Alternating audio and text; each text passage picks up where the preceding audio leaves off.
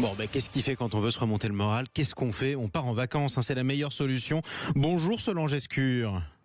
Bonjour. Et bienvenue sur Sud Radio. Vous êtes directrice nationale du réseau des Gîtes de France. C'est le top départ des vacances de la Toussaint. Les 3 zones sur les mêmes dates, c'est parti pour 2 semaines. Et ce qui tombe très bien, c'est que les Français partent davantage en vacances cette année que l'année dernière à la même période. Vous confirmez? Oui, chez Gîtes de France, en tout cas, nous avons des taux d'occupation qui sont du même niveau que l'année dernière et c'était déjà un très bon niveau de taux de départ dans nos hébergements. Un bon niveau de taux de départ. Je vois une hausse de 2% sur la première semaine, de 4% sur la deuxième semaine. Est-ce que toutes les régions sont à peu près à l'unisson? Oui, globalement, l'ensemble des régions sont concernées par ces taux d'occupation avec quelques variations, Oui. mais c'est un taux assez homogène sur l'ensemble du territoire. Allez, parlons concrètement. Qu'est-ce que les Français recherchent en vacances pour la Toussaint? On est plutôt campagne, plutôt montagne, plutôt mer, plutôt les trois? On recherche en fait un hébergement au calme, Mhm. donc plutôt une maison et pouvoir profiter de l'extérieur, des balades dans la campagne avec les belles couleurs de l'automne.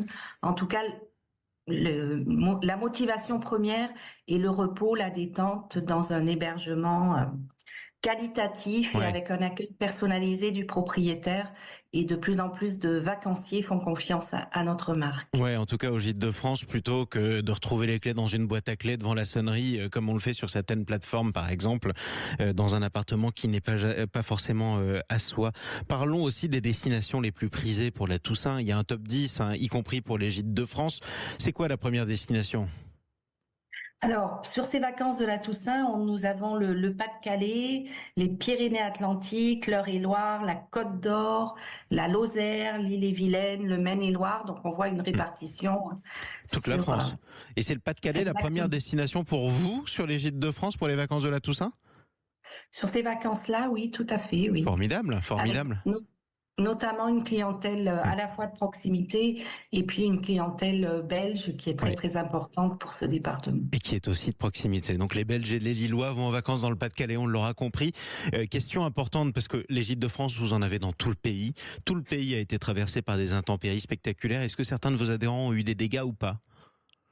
Alors, certains départements ont bien sûr été impactés et dès vendredi, des vacanciers qui ne pouvaient plus séjourner dans Hmm. l'hébergement qu'ils avaient réservé ont été relogés immédiatement dans d'autres secteurs des départements concernés. Et dernier Donc, point, ouais, réactivité immédiate et relogement pour ces et vacanciers. prise en charge des pauvres vacanciers. Bon courage aussi aux propriétaires de ces gîtes, évidemment.